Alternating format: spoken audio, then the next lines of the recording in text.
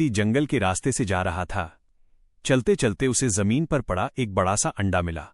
वो समझ नहीं पाया कि ये किसका अंडा है, लेकिन उसे फेंकने का मन भी नहीं हुआ।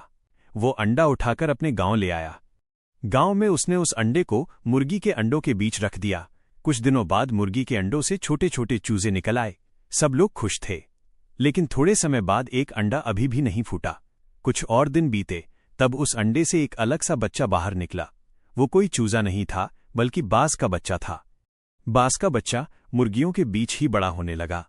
वो उन्हीं के साथ जमीन पर दाना चुगता, उनके साथ ही डर डर कर रहता। जब भी वो आसमान में उड़ते बाजों को देखता, उसका दिल तेज धड़कता, लेकिन वो खुद उड़ने की कोशिश नहीं करता। उसे लगता था कि वो भी मुर्गी ही है। समय बीतता गया। बाज का बच्चा बड़ा हो गया, लेकिन उसने उड़ना कभी नहीं सीखा।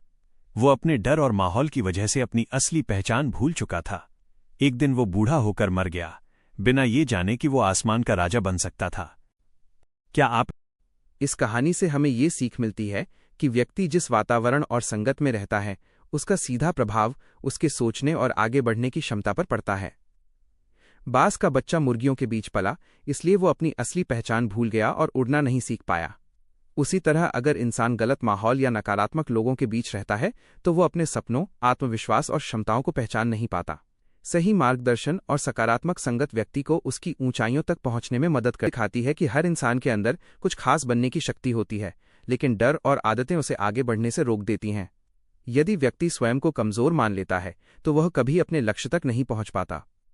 अपनी पहचान समझकर, डर को छोड़कर और हिम्मत के साथ प्रयास करने से ही इंसान अपने सपनों को साकार कर सकता है। उन सीमाओं को तोड़ना होगा जो दूसरों ने आपके लिए तय की हैं।